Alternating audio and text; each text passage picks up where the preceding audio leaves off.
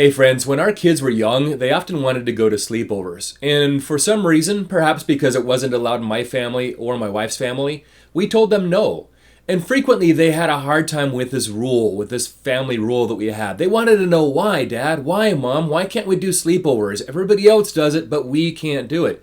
And at the time, we were young parents and we really didn't have a good explanation. So we used the classic, because we said so.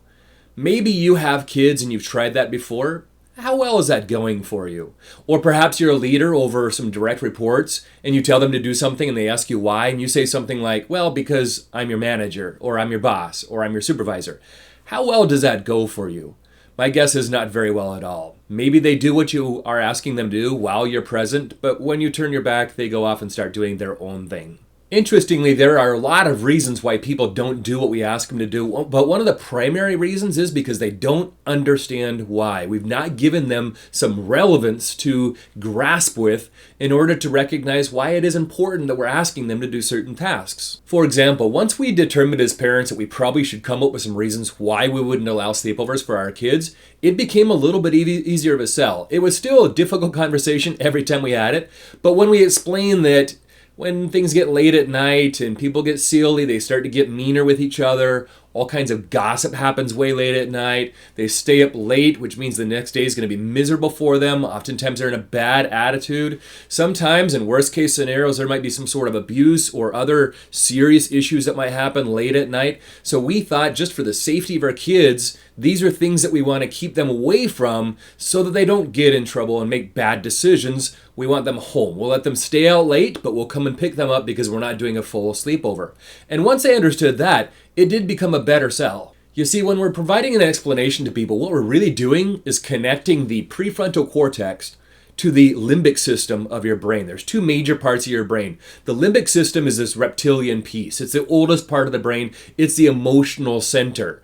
Your prefrontal cortex is stuff that's more at the forward of your brain, is newer. It's more developed, and it's where our thinking goes on. It's where processing happens.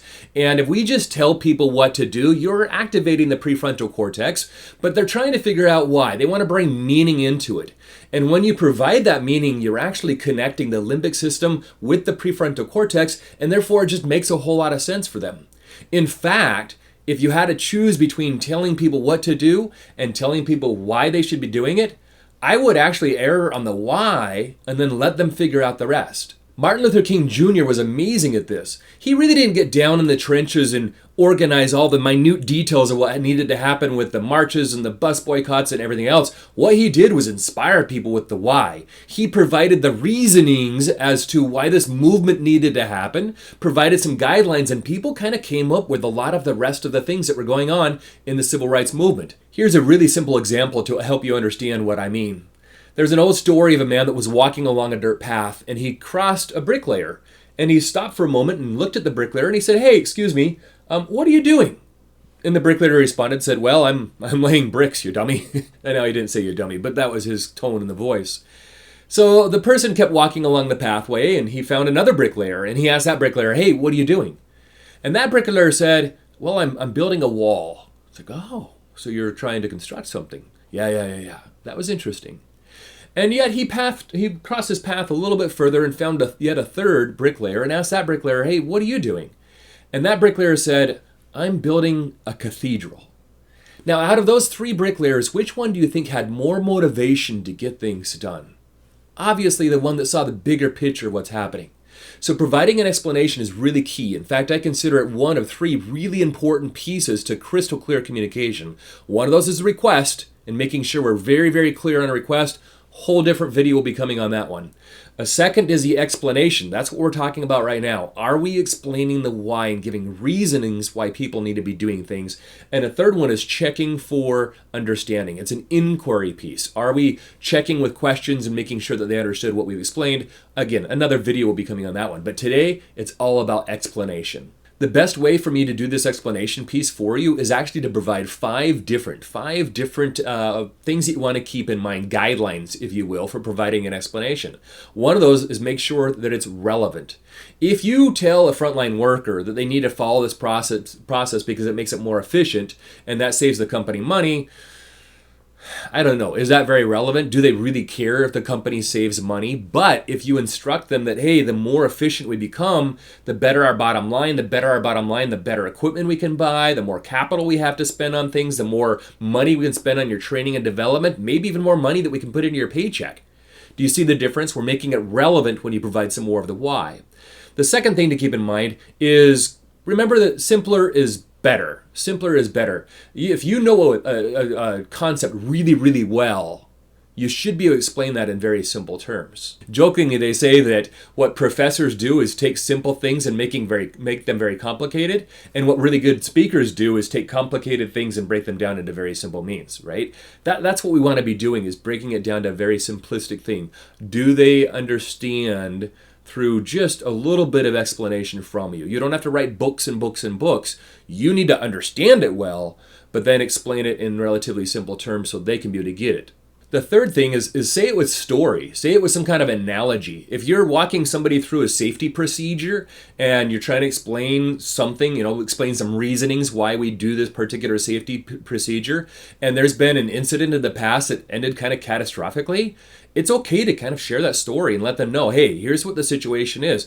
One of our individuals was not paying attention to these safety procedures, and they did this, and some of their fingers got severed. Would you like to have severed fingers? Well, of course not. So that's one of the reasons why we do the safety procedure. I know it's basic and it's simple, and maybe it takes a little more time and it's a little bit annoying.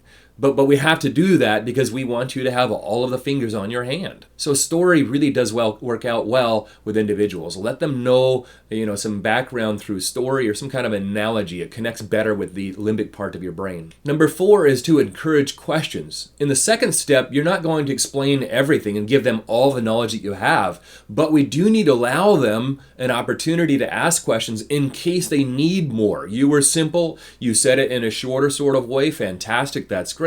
But did they really understand? And this point you can ask them and say, hey, what questions might you have? Help me understand, what are you going to do first? Or how would you walk through this procedure? How would you explain this to somebody else? And kind of check for that understanding and see if there's any questions that they might still have lingering around. Allow them to ask those questions so that you can provide the explanation. Finally, number 5, and perhaps the most important thing, number 5, if there's not a good explanation, create one.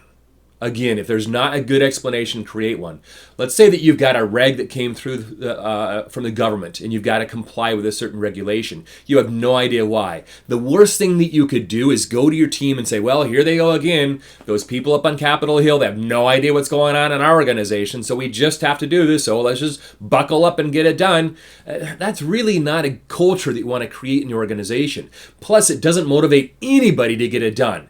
They're mostly just going to do whatever they need to do to check the box, and that's a bad situation to be in, because whether it be a regulation from the state or something you decided to do at your organization, your employee is going to treat it the same way if that's what your approach is. So what we need to do is back up, and before we go to our team, think through as leaders and say, hey, what are the reasons for this particular regulation? Somebody somewhere created this, and probably for a good reason.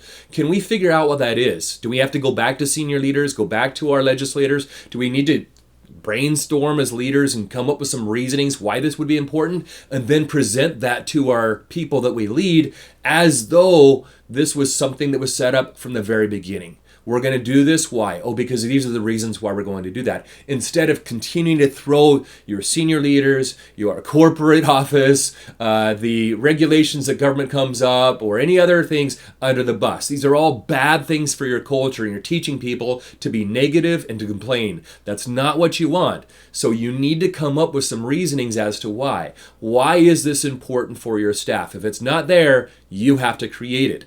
And I tell you, ladies and gentlemen, if you follow these 5 simple principles, these 5 key things to keep in mind as you're providing explanations to your staff, the degree of responsiveness, right? The amount that they're actually going to follow what you ask them to do is going to be going up. So I wish you the very best in this process. And certainly if you have any questions for me, feel free to reach out and ask. Thank you and have a great day.